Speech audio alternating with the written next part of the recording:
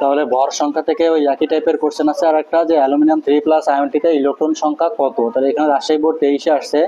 তো আমরা এখানে যদি দেখি যে অ্যালুমিনিয়াম 3+ আয়নটিতে ইলেকট্রন সংখ্যা কত, তো অ্যালুমিনিয়ামের এখানে প্রোটন সংখ্যা হচ্ছে 13, তাহলে ইলেকট্রন সংখ্যা থাকবে কত, 13। তাহলে স্বাভাবিক অবস্থায় প্রোটন সংখ্যা 13 এবং ইলেকট্রন সংখ্যা কত হবে, 13 হবে। তো এখন যদি এখানে আমরা বলছি যে একটা পরমাণু কখন চার্জে বা চার্জিত হয়, যখন ওই পরমাণু থেকে ইলেকট্রন সংখ্যা বের হয়ে যায় অথবা ইলেকট্রন প্রবেশ করে, তখন এটা চার্জিত হয়। তো যখন ইলেকট্রন বের হয়ে যায় তখন প্রোটনের সংখ্যা বেশি হওয়ার কারণে তখন ওই পরমাণুটা ধনাত্মক চার্জ হয়। অর্থাৎ এখানে ইলেকট্রন ইনিশিয়ালি ছিল হচ্ছে 13টা, তো 13টা থেকে যদি এখানে 3টা ইলেকট্রন বের হয়ে যায় তখন এখানে ইলেকট্রন সংখ্যা যদি 10 হয়, তখন এইখানে ইলেকট্রনের তুলনায় প্রোটন সংখ্যা কয়টা বেশি থাকবে, 3টা বেশি থাকবে। তখন অ্যালুমিনিয়ামটা কি হয়ে যাবে, অ্যালুমিনিয়াম 3+ হয়ে যাবে। অর্থাৎ ইলেকট্রনের তুলনায় যে কয়টা প্রোটন ওই পরমাণুতে বেশি থাকবে সেই কয়টা আয়ন বা চার্জে পরিণত হবে, অর্থাৎ অ্যালুমিনিয়াম 3+ হবে।